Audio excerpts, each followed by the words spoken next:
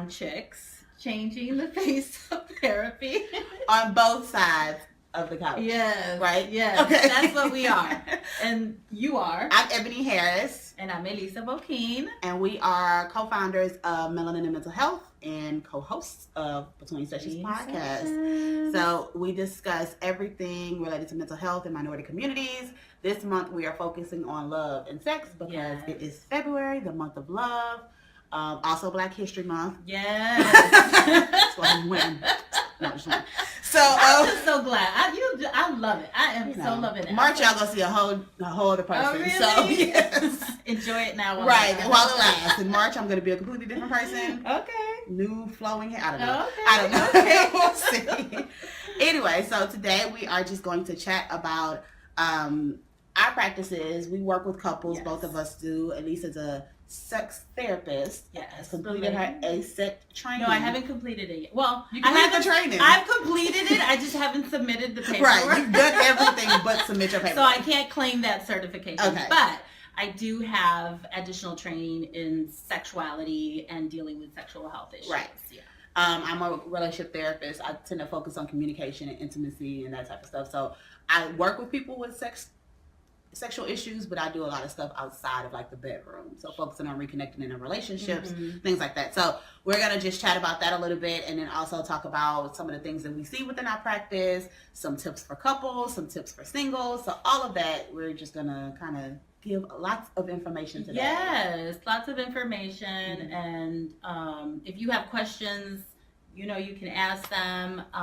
So yes, let's just dive in. Let's dive in. So tell us a little bit more about your practice, Elisa. Okay, so my practice is the Relationship and Sexual Wellness Center here in Houston, Texas, here in this room. This is the practice room. Yes. And I am a marriage and family therapist, licensed marriage and family therapist, relationship expert, sexuality expert, and what I do is I help women and couples to overcome trauma, shame, any messages that they may have received, or any blocks really that sort of inhibit them from really having deeper intimacy, emotional intimacy and sexual intimacy. Okay. I am a relationship therapist. I'm a licensed professional counselor and a licensed marriage and family therapist. And I practice also in this room. Yes. I work mostly with couples that are struggling with communication, problem solving, and intimacy, meaning that they feel like they've lost the spark that they may have had when they first got married or got together.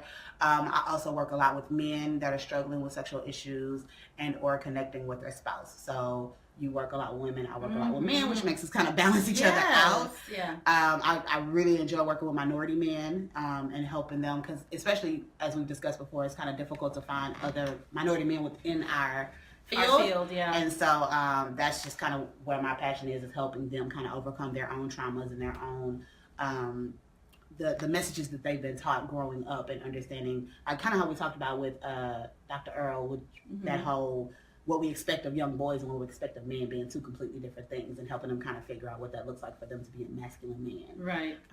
So that's an overview of my practice. I also, of course, we talked about have my podcast, Room for Relations, where we discuss all things sex and relationship, everything from the first date to the last orgasm. Yes. And so I love to speak on anything related to sex and relationships. That's my goal in life, is just be able to talk about this topic all the time.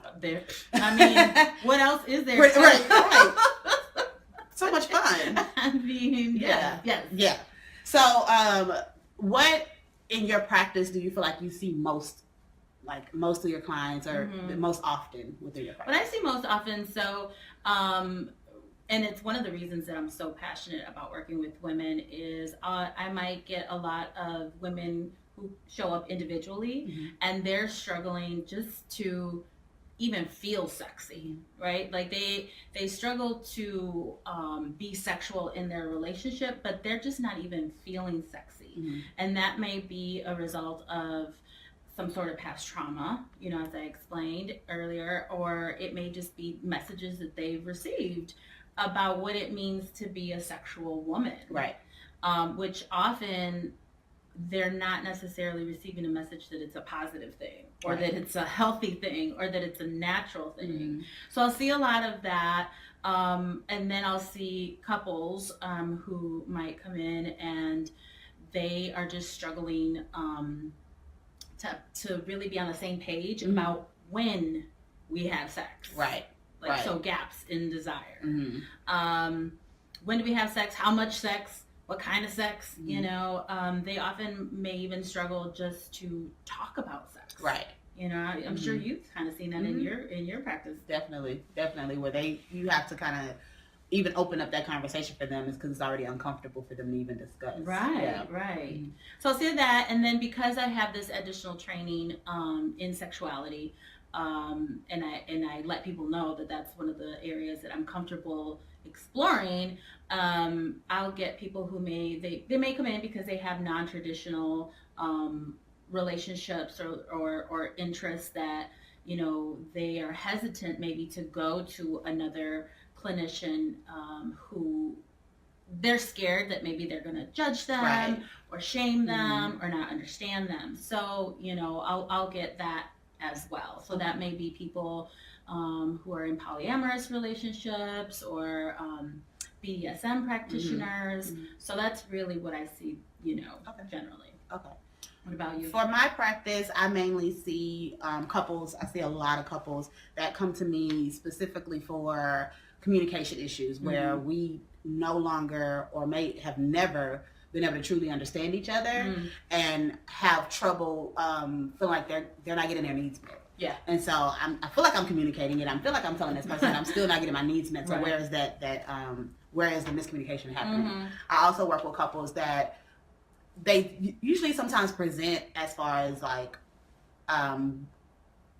difference in sexual desire or difference in libido, things like that. But then as we explore further, it's more about like that intimacy. They don't really have a connection outside of the bedroom. Yeah. So they just feel like they're always kind of fighting each other. They're not really connected in any type of way. And so then that kind of seeps into the bedroom where it's like, I don't really want to have sex with you because we haven't really connected in any other ways. I don't even like you. Right, exactly. Like I barely talk to you and things like that. So focusing on, you know, what is really causing the shift or the struggle within the bedroom, outside of the bedroom. So talking about what are these different types of intimacy and what does intimacy even mean? Because that's a big conversation when I ask couples, like, you know, so how are you as far as intimacy? And they're like, oh, we have sex, da, da, da, da. And I'm like, it's not really what I'm asking. You know, that's good. Yeah. But what about these other areas of intimacy and what that means to them and, you know, things like that. So that's a big part of it. And then, like I said before, I tend to work a lot with men. I do individual with women, but I work a lot with men just on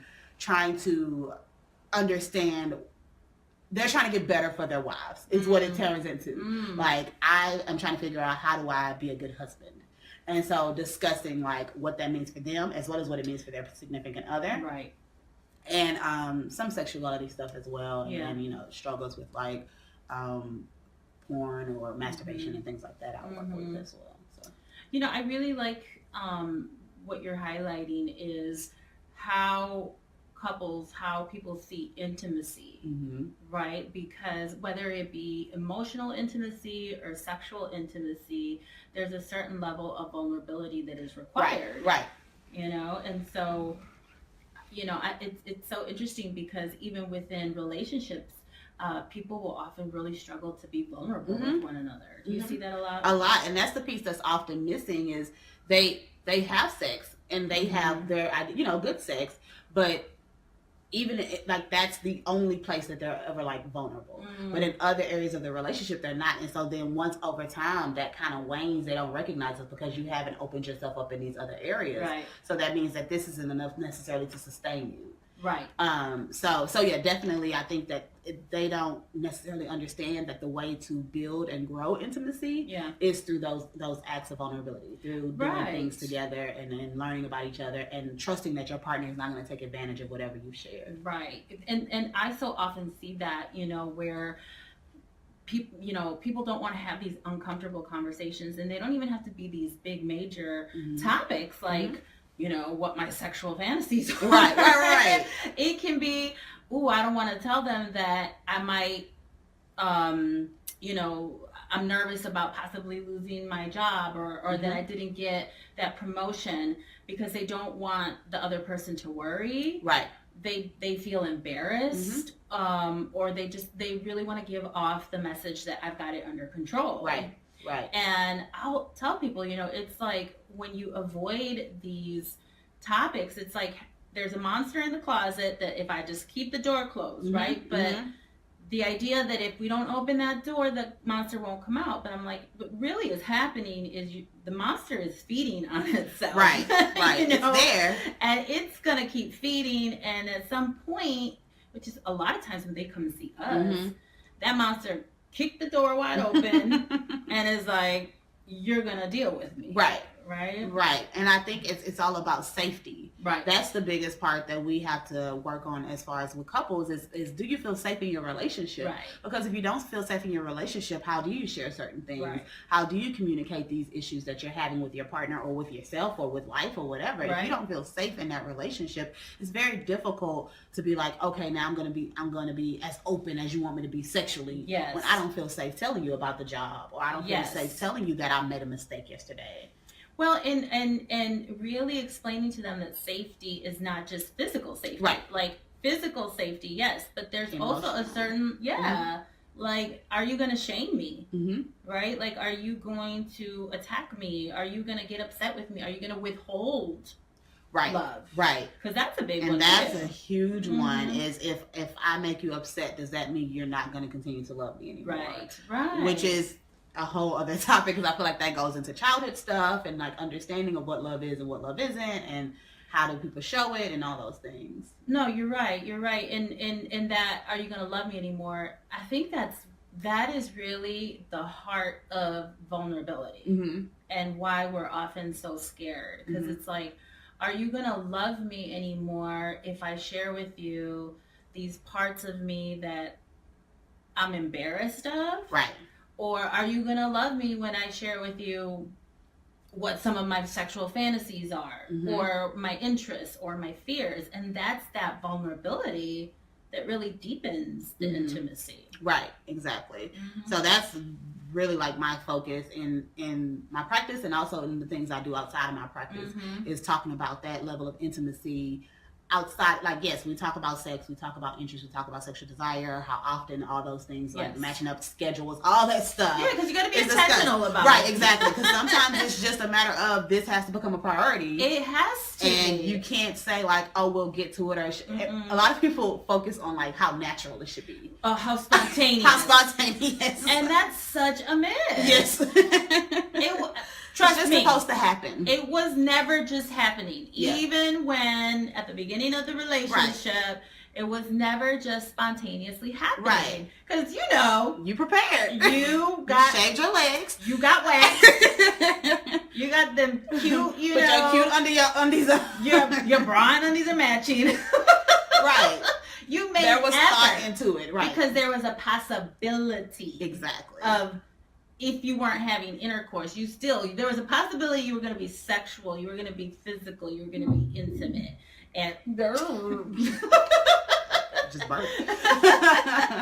And so it was never really spontaneous, right. There was always some level of preparation, intention, and anticipation. And like, is that something that you work with women on, is even not doing things just for the sake of having sex, but doing things to feel sexual?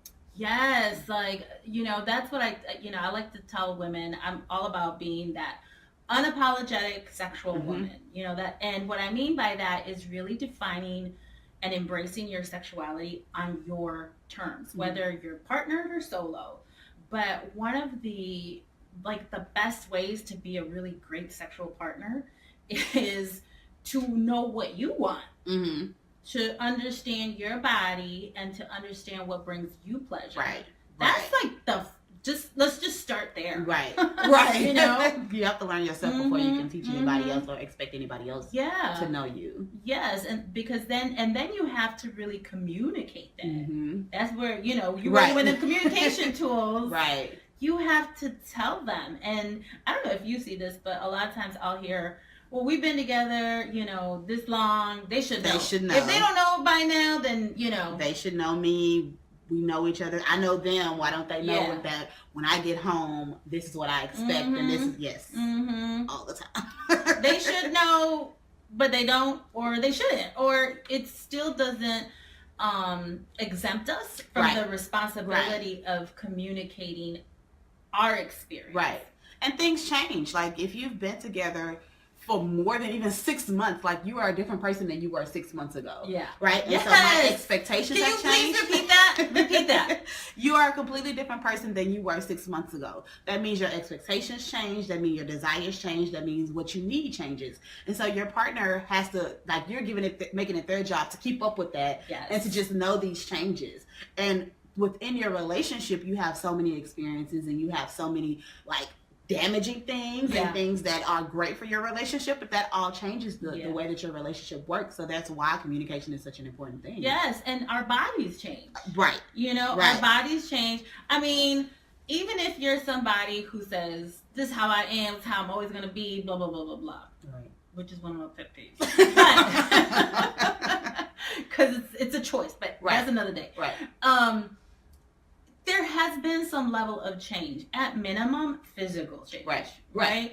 And you probably are not the same person at, let's say, 27 that you were at 17. At least I hope not. Right.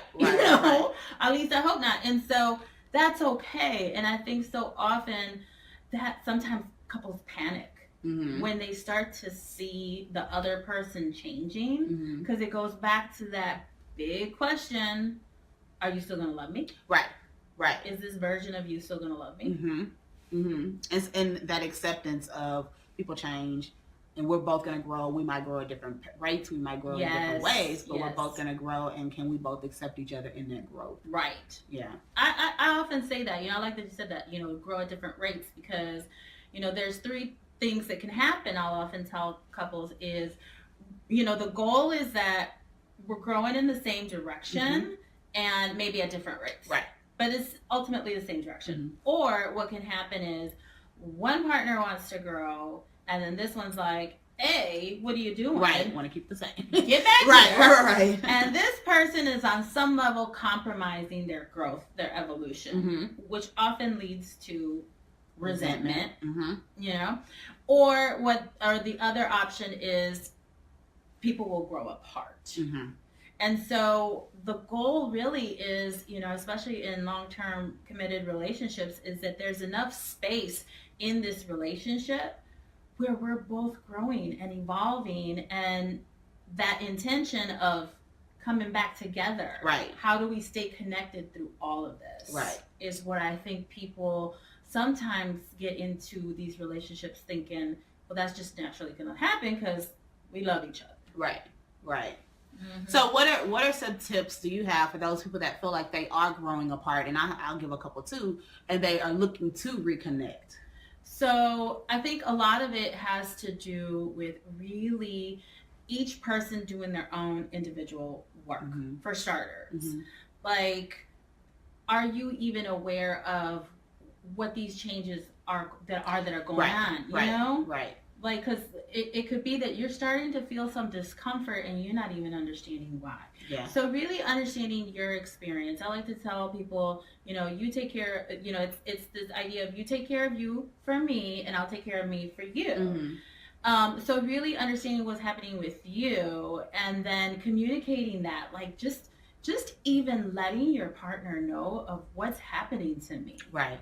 And how we're going to be intentional about creating moments of connection. How we're going to continue prioritize. Yeah, maybe I'm changing. Maybe, I'm 40 now and I want to go back to school and make a major career change. Right. But I still want you in my life. Right. And this is how I'm going to let you know. This is not me deciding I don't want to be with you anymore. Right. This is deciding something that's good for me, which hopefully in turn will be good for us. Yeah, which is why you have to be intentional about creating that intimacy. I think kind of like what we said earlier too, is like once you kind of have that self-awareness and you know more about yourself and your interests or what's changing and what's happening, then putting yourself in this place of being vulnerable. That is the biggest connector of people, is when you show that you trust this person emotionally, physically, all of those things, that helps you connect more. Yes. Think about when you're first dating, like what connects you to that person. It's because you're sharing these things about yourself. You're getting to know each other. Y'all are finding places where it's like, oh, me too, or I understand that, and things like that. Or you're sharing things that you may not have shared with everybody in your life. Like those are those moments that really connect you in a relationship, and when you're dating and when you're getting to know somebody, and that has to continue throughout the relationship. Absolutely. And so that's the first thing I tell people is like, what have you told this person that, you know, maybe you're not so comfortable telling them?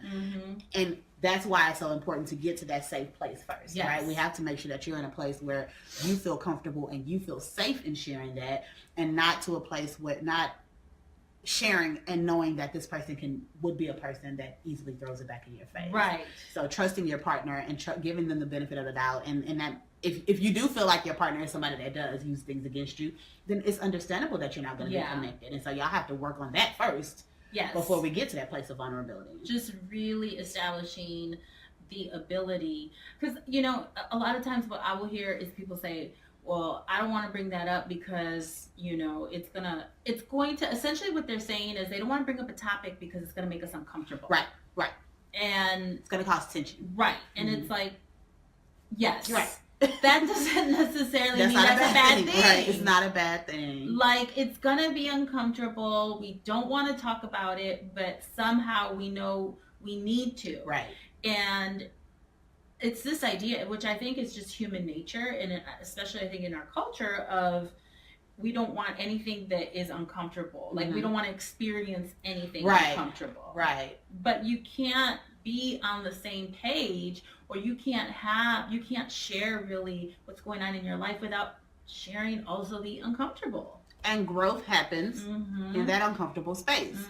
So if you want to grow, if you want to get better, if you want your relationship to get better, you have to have some discomfort. Absolutely. Because that's the only place that you're going to grow. Absolutely. Yeah. But I think it's scary. Right. It definitely is. It's scary, especially when, you know, and then depending, like you said, on your early childhood experience of relationships, which, I mean, early childhood relationship experiences are really what begin to shape, whether we're conscious or not of it, but how we perceive relationships. Right. You know, what we think is normal. Yeah. You know? Definitely. And even what we're willing to give and receive. Yes, 100%. Some kind of practical things to do. Like if you feel like you are safe within your relationship, you know, you don't feel like scared to share things or anything like that, and you feel like you can kind of move into a space of like, how can we reconnect? Practical things is try something new together, something that you've never done, either of you have ever done. I'm always telling couples, one of the things for me that connects me with my friends, with my family, with somebody I'm dating or I'm, you know, in love with, is our secrets, right? Our personal things that we have. And one of the blogs I wrote was about like navigating social events with a new partner or whatever. And I was like, you know, have signals with this person. Because that's one of those things. It's kind of like, we kind of know each other. We have this secret thing that other people don't know about. Exactly. That's a way to connect. And also just sharing, like we said, just talking about things that maybe you've never discussed before. There's that list of like 40 questions or something that make you fall in love or whatever. Like go through a couple of those questions and really be honest and discuss these deep questions about life and all those things. And those are ways to kind of where you're being vulnerable, where you're probably uncomfortable, but it really connects you because you're sharing these experiences with this person. What do you find? Because, you know, like you said, you work with a lot of men. What's the feedback that you get from men when you give them like these, you know, suggestions? You know, like do the Cosmo quiz. Right. It depends. So a lot of what I found working with men is they just want answers. Yes, absolutely. Just tell me what to do. A to B. Right. Yeah. Just tell me what to do. And unfortunately, a lot of times the wives feel like I've been giving you these answers and you haven't heard them. And so it takes a third person to kind of translate it into like ways that they can, like practical steps. Yeah. Like if you say, do something sweet for me, wow me, they're like, okay, what does that mean? Right. And that's where figure it out. Right. Right. I shouldn't have to tell you step by step, which is understandable, but there is some level of like, they need a starting place. They need something like, tell me, what is a wow to you? Because I might think that taking your car to get completely detailed and all that kind of stuff is a wow, and you're like, I don't care about that. Yeah. So they need a place to start so they can truly understand like what the expectation is. But I mean, so it depends on what we're talking about. I do know sometimes it's kind of like the rolling of the eyes, and so then I have to kind of redirect that and kind of even discuss like, well, what is your hesitation to that, right? Or what is your concern? And a lot of times the answer I get is, I've tried that. Yes. And then we discuss, well, what does that mean you tried it and what happened, and and when a big thing I always tell my couples when we're working together is, from this point on, we are creating a new relationship. Yes, we're redefining. So we can't talk about things that we've tried before, when you had all that damage, all that hurt, all those feelings happening. We have to focus on, now we're creating a new relationship. We're creating a safe space. We're creating something completely different. Right. And so things that you may have tried before are going to look completely different this time, because y'all are in a different space at this point, because now we've moved past some of that hurt and that pain, and we are committed to having new eyes. Right. Looking at this situation, what filter, as opposed as opposed to using the past filters and whatever to experience this relationship. So and it's what you're saying is, a lot of what sort of goes into the work is really re-educating people on relationships. 100%. Because we have that I call it the Jerry Maguire syndrome, where we want you complete me, right? And it's like, no. Like, you have to be full, whole individual, be with a whole, full individual, and complement one another. Right. But if I'm waiting for someone else to complete me, one, then that excuses me of the responsibility to do my own work. Exactly. And two, it's just impossible. Like, nobody else can be our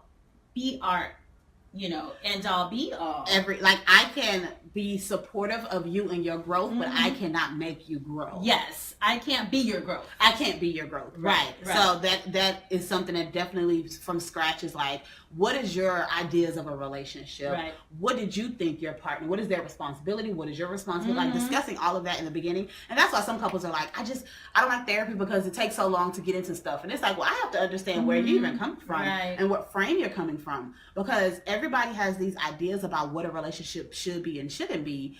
And we assume that our partners or whoever we're around has those same ideas, and that's just not the case. Oh my goodness, yes. I mean, just ask yourself, like, if you're in a committed relationship or if you're married, did you say, did you have that conversation about these are my expectations, and this is what I think a good partner is, and this is what this is what I'll bring to the relationship, and this is what I think you will be bringing. And so often those conversations are not had, and then it was like, well, yeah, this is what it means to be in a committed relationship or in a monogamous relationship, which, people have different definitions. Completely. Or those conversations are had so early on in the relationship that we don't revisit. When I do premarital counseling, that's the biggest thing. Like, we talked about all these things. Y'all gonna talk about this again in 6 months, a year, 2 years. Like, these topics shouldn't stop being topics because we talked about them 5 years ago. Or they talked about it and it's like, you hear them telling you, I don't ever want kids. And then you're like, yeah, maybe you will want them. Yes. Once we're together long enough, you'll change your mind. They'll start to see, other kids, and it's like, you really have to listen to what the other person is saying and not what you want them to say. Right. And being present in the relationship as it is right now. Right. Not being so, I'm always like, I'm happy when you have those happy memories, because that's something that we can kind of hold on to, that kind of anchor us, and then we can kind of pull back on it and be like, oh, but remember the time? That's great. But where are we at now? Yes. And what do we have going on now? Like, we may not be having sex 5 times a week if we got 3 kids and both of us are full-time. That just may not happen. So what's happening in our relationship now, and how do we grow and have the type of relationship we want based on the situation now, not based on what we did in the past? Right. And, especially at the when you're gonna get into a real committed relationship, be that you're moving in together or you're getting married or buying a home together, whatever, ask yourself, what if this is as good as it gets? Just assume that this is gonna be as good as it gets. Are you okay with that? Yes. Yay if you are, and if you're not, What conversations are you Right. having? What are they saying that you're not accepting it at face value? Why are you okay with going into even a more committed relationship? If you're not okay with the relation, what are your expectations? Mm-hmm. So. Right. So what advice for couples that want to spice up the sex life? Spice it up. I mean, you don't have to be swinging from chandeliers. Right. Because I think that often intimidates people. I mean, one of the easiest ways to start kind of fueling that erotic energy is talking about sex. Right. Like, talk about it with your partner. And that's where the whole it has to be safe comes in, because one of the biggest things that I always stress, if there's any area where you really cannot shame your partner, and you can shame your partner by the words you say, by your facial expressions, like if they're telling you about their sexual fantasies and you're like, right. Making a face like you like shaking your head like no, or laugh, right, right, it's done. Forget about it. So the biggest thing to think about is not shaming your partner if they're going, but talking about sex, what you're interested in. There's and we can post a link to it, but there's this great little handout that I often use where it goes through all these different sex acts, and you can talk about yes, I'd like to try that. Hell no, I'm not. That's my, because it's important to talk about your limits. Know what your limits are. Yeah, you absolutely are allowed and should have limits and boundaries within your relationship. But no, I wouldn't do that. Or then maybe I might be willing to try that. So just start talking about it and fueling it. I mean, nowadays it's so easy to stay connected with people. Send a flirty text, send a nasty text. Of course, it's going to be your comfort level. Right. But also pushing yourself a little bit out of your comfort level. Because it's that riskiness factor that ooh, maybe we shouldn't be doing this. Right. That's just kind of like the fun part at the beginning of the relationship. Exactly. How can you recreate that? And you can absolutely positively create it, but you have to be intentional about it. Exactly. You have to be very aware of your needs and their needs, and being it's making the time to making it a priority. That's what it is. That's all it has to be a priority. You can't just assume that it's going to spice itself up. You can't just assume that it eventually will get to that place. No. Because it takes work, just like every other part of the relationship. Well, and I like what you said, making it a priority, because as you are together longer, you will have more and more shared responsibilities. So there's going to be more and more outside factors begging your attention that you have to prioritize, your relationship, your intimacy, your sexual intimacy, because I think a lot of times people begin to take the sexual piece for granted. Right. But it's really that factor that sets that relationship apart from your friendships, from Right. Yeah. So what about the singles? So there are a lot of single people that are out here on Valentine's Day having a good old day. Yes. And so what can they do to, I guess, kind of work on themselves and their sexuality or their connection to people or, themselves? Yeah. What advice would you give? I say take the time to really learn yourself. And that means really learn sexually, learn your body. Right. Explore your body. I think especially, with women struggle with this more, I think, because it's sort of expected that boys are going to self-pleasure. There's movies about it. There's jokes about it. It's like, pick up the dirty socks from your son. Right. Boys will be boys. Yeah, boys will be boys. But with girls, they're not necessarily given that permission. Right. And so really understanding your body, how it functions, what brings it pleasure, and then just caring for yourself or loving on yourself the way you want somebody else to love you. So how do you treat yourself? How much attention do you give to your dreams, to your desires, to do you like you? Right. Right.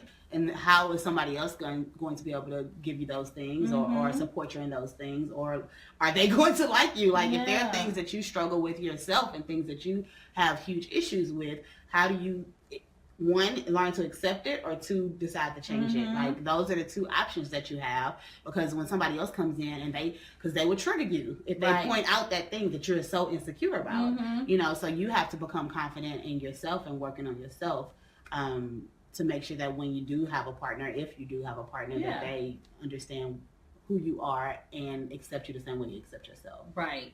And understanding too, you know, that's the beauty of committed relationships, is it's where we really learn even more about ourselves. Right. It's that big mirror that's being reflected back to you, what we like and what we don't like. Yeah.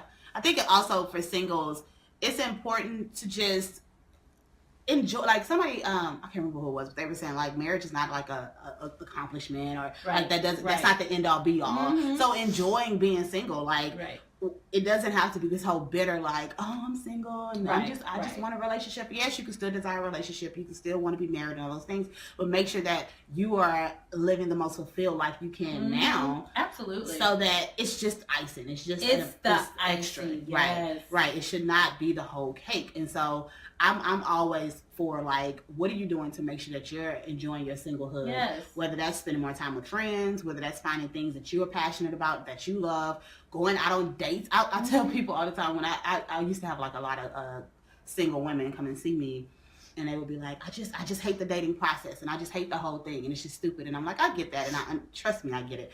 But I also think there's some fun to, like, the stories I have, or the stories that my friends have, like, those are things that are, like, so valuable. And so there's a way to kind of enjoy it, and, like, the ridiculousness of it sometimes, and really just make it more of a fun experiment than, like, this dreaded thing that you have to do. And that's because of the value that we place on, because I don't know, would you say that that's more of a struggle for women than it is for men? Like, men are like, oh, I just want to be married.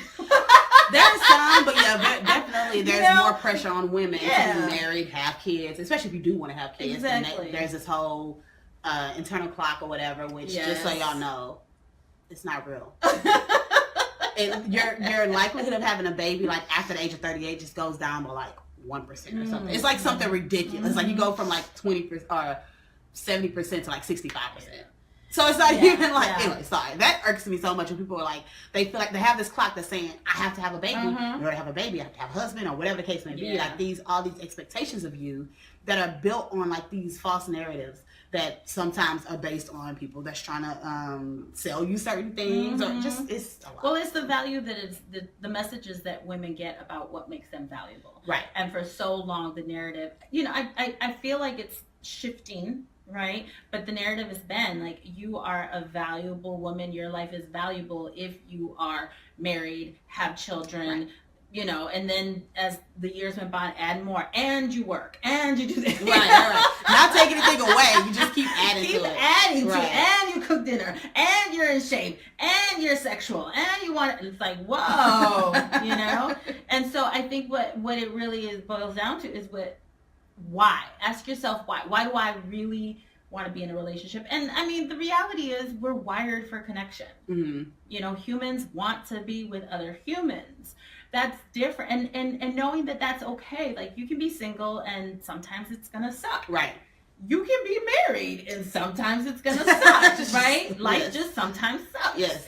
So understanding that life sucking sometimes, it's just part of the human experience. Exactly. But if you're placing certain values, like if you're really fixated on marriage or children, whatever it is, really ask yourself why. What is this really, really, really about? Right. I agree. So we are about to kind of wrap up. The question we typically ask guests is, what makes you a dope therapist? I just feel like it's obvious. I mean, if you don't know by now, you don't know us. You'll never know me. Right. Like, but I guess we'll answer that question as far as what makes us a dope therapist and what makes therapy dope. So I guess, let me think. What makes me a dope therapist is I'm genuine. This is me. And it's taken me a while. So as I guess, a younger therapist, I've been doing therapy since my 20s. I was really like in this whole perception, like I had to be a certain way, right? I had to dress professionally. I had to, I mean, I still wear my glasses just so I could look a little, but there was an image that I felt like I had to have. Yeah. And I feel like at this point, I'm like, I'm just going to be me. Right. And I'm going to attract clients that are interested in working with me. And that has been the best thing for me because I can be genuine. And that was, if you've known me for a while, when I started Room for Relations, I like tried to separate it completely. Like I was like, okay, Room for Relations over here, my therapy is over here. I didn't want people to know about it because I did. I just chatted with my friends and had conversations. I cursed, I did all that. And I didn't want people, but now it's like, that's me. If you want to know way more about me than you probably should, you can check out the podcast. Like that's perfectly fine. Yeah. You can hear about my dating stories and stuff like that. You know, maybe you want to, but you know, that's just what it is. And so I am me as much as I possibly can be. And I feel like me being genuine and comfortable with myself has helped so many more people understand that, one, therapy does not look like a certain way. It can come in all different ways and shapes and sizes, and if whatever you need to fit you.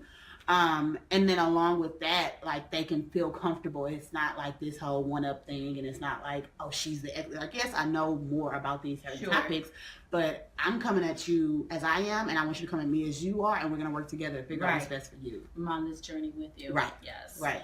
Yeah. So I'm a dope therapist because I can talk to you about topics that are typically taboo, and I either have the ability to help you work through those issues, or I have enough of a network of resources that I can refer you out. But I'm a dope therapist because we can talk about these issues that can often cause us a lot of shame, and I'm not going to shame you. Right? Like I'm here, I'm in it with you.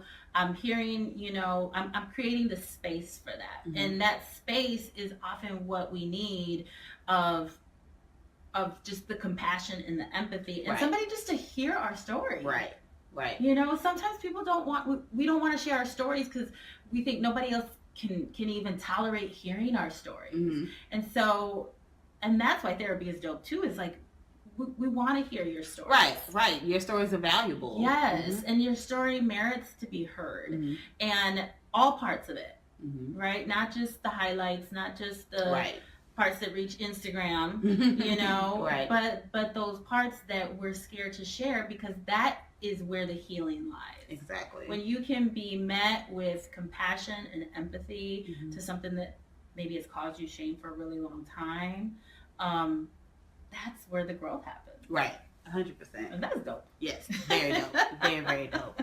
And therapy is dope because again, it allows you to grow more and more into who you really are meant to be. Right. You know, I think I like to say so often, I'm just reflecting back to you that which maybe you forgot somewhere along the way. Because we come into this world and we're like, you know, we don't have all these preconceptions or limitations. That starts getting put on us, you know, little by little.